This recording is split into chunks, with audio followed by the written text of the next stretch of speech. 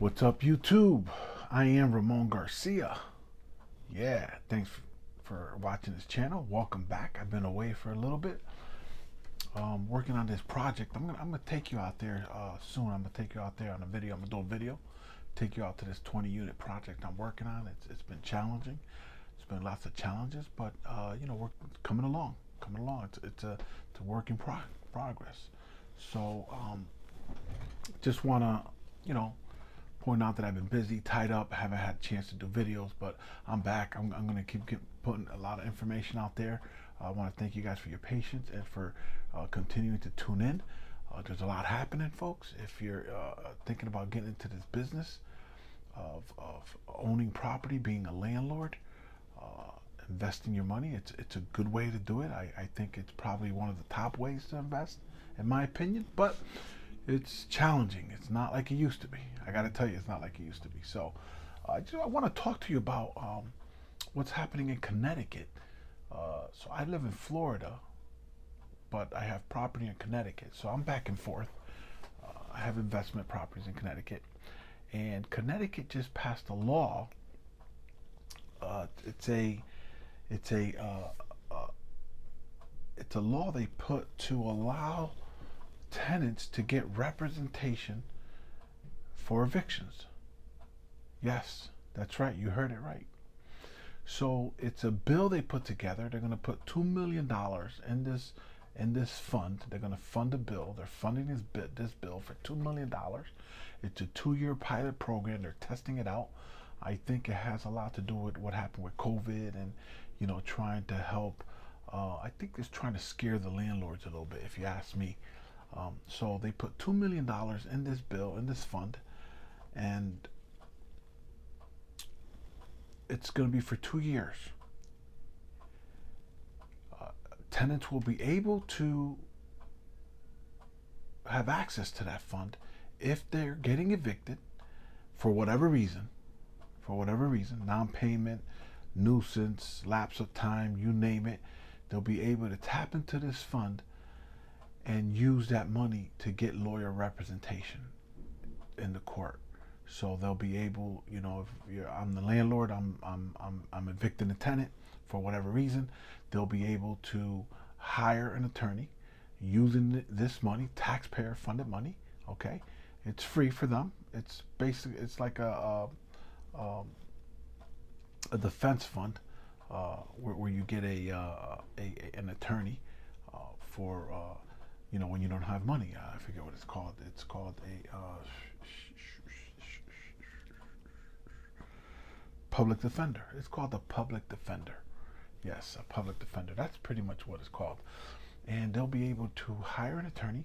They're going to pay. This fund will pay for their attorney, and they'll be able to have representation during the court proceeding. Now, I mean, look. Some people may say, well, look, they don't pay the rent. They got to come out. They got to get out, right? They got to go. They got to go. But, in this case, it may take a little longer now. Evictions may take a little longer. Yes, you're right. They don't pay the rent. They can get all the lawyers they want. They got to go, right? I mean, how are you going to fight that? Well, it's just, I think what's going to happen is it's going to delay the process, which is not good for the landlord. Time is very important. More important than money. That's how I look at it. If you can get your tenant out of there and lose the minimal time of not collecting rent, that to me is the goal. That's the purpose. Okay, it's not how much you lose, it's just the time that you're going, because obviously that adds up to money, right? We all know that. So this is just going to delay the process. I used to do all my evictions, and I hire an attorney now. I hire an attorney ever since COVID.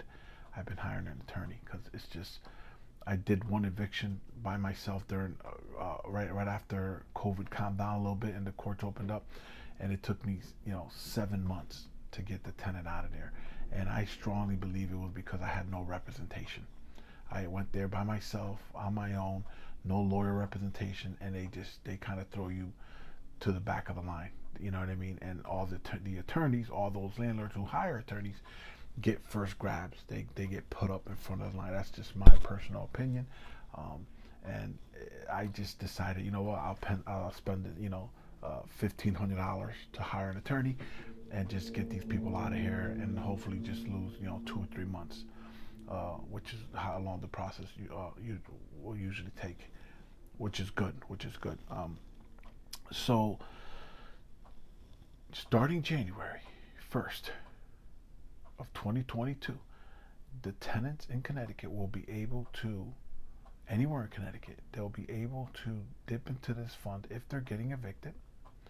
They'll be able to dip into this fund and hire an attorney, a public defender, to represent them at no cost to them.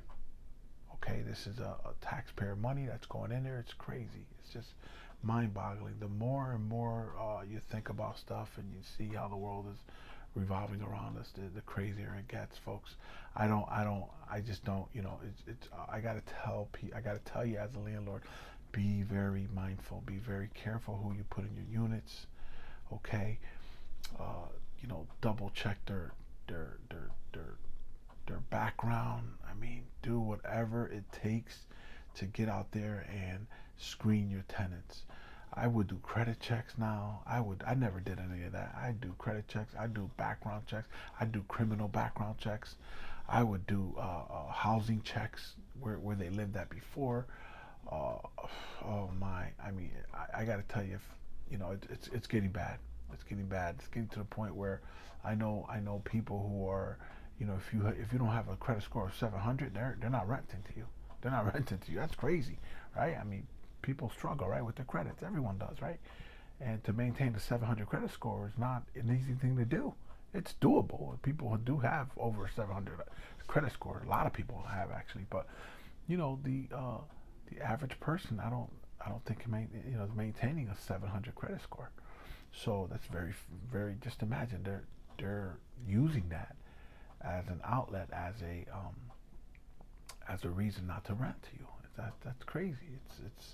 It's sad, but at the same time, the landlords have to protect themselves. It seems like they're turning us into the bad guys. It sort of like reminds me of the police. Like the police are, they're making police out to be bad people, right?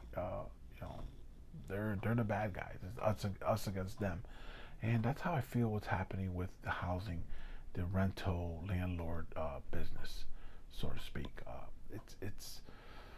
It's getting to the point where the landlords are the bad guys, and not only are the tenants looking at us as the bad people, but the courts are also too. They think we're these investors who are loaded, who are rich, and in some cases, most of us are. But it's something that we build. You worked at it. You build. You invested your money. You took advantage of the opportunity that was presented to you, and I don't see why you should be punished. I don't see why you should be treated differently. So, I got to tell you, be careful. If you're in Connecticut and other states, because I think a lot of other states are going this route, to be honest, especially the Democratic big cities.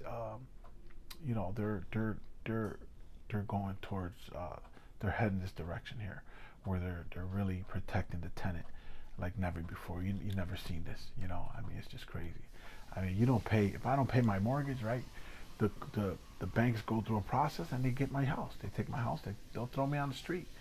I mean, yeah, they have to take measures. They have to, it's a process, and they got to offer me help and all that stuff. But the bottom line is, I'm going to lose my house. So it's just, as a tenant, if you don't pay your rent, you know what? You got to go. You got to find a place that is affordable. Okay, if you have a 3-bedroom, you can't afford a 3-bedroom. You know what? Go down to a 2-bedroom. I mean, rough it out. It's just the way of life.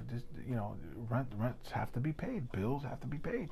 Landlords have bills. Landlords pay taxes. They pay the water, the sewer bill, in most instances, insurance, and maintenance, and upkeeping, and you name it. So, mortgage interest, mortgages. It's just crazy. It's crazy. So, protect yourself, landlords. Protect yourselves out there. Connecticut, don't forget, January 1st, tenants will be able to get, they'll be able to get representation from an attorney. I recommend, I advise, I recommend, I don't want to advise, but listen, it is what it is. If you're a landlord, bottom line is, you want to call it, I'm advising you or recommend, I don't care what you want to call it. Get a lawyer. Get a lawyer. You're going to do an eviction, hire a lawyer. Go through a lawyer, let them deal with it. And at least until things change, hopefully in the next 2 years or so, things will lighten up and things will get back to normal. I don't know if that's going to happen, but we all we can do is hope on that. But in the meantime, protect yourselves, screen your tenants. Don't just rent out to anybody. Go beyond what you used to do. And remember that they're protecting these tenants. So you as a landlord have to do what you have to do to protect yourself. Okay, that's it from me. I am Ramon Garcia. Thanks for watching my channel. If you like this content, hit the smash button and subscribe to my channel. Peace out, YouTube. Peace out.